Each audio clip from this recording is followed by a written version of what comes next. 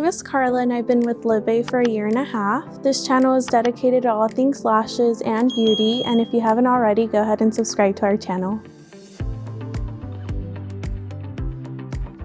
In today's video, we're going to talk about how to avoid stickies during your lash service. Stickies are just when two lashes are stuck together or we get two bases of the natural lash stuck together. Stickies happen when the adhesive is not giving enough time to properly dry. A reason why stickies create a problem is because when you get two natural lashes stuck to one of the extension, you're just ripping off the natural lash, causing balding, sparring, gapping. You want to avoid that at all costs because your client will be coming back with no natural lashes.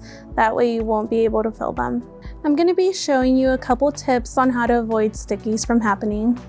When you go in and isolate a lash, you want to make sure you give it enough drying time. Right after that lash, I don't want to lash in the same eye. I want to jump into the next eye. So I'm going to go do the same here. Isolate a natural lash and place and give it fully enough time to dry. Jumping eye to eye will make sure you don't get any stickies. It avoids any lashes getting stuck together or anything clumping up. So a great tip is to make sure that the adhesive you're working with is best for your speed. So making sure that the dry time matches with your hand speed. Another way to get better isolation is to pin up some lashes. So I'm going to go ahead and grab the blue tape. Grab the tip of the lashes and just pin up. This will allow me to have better visual of the bottom lashes and they are better isolated. So as you can see, we have better isolation here.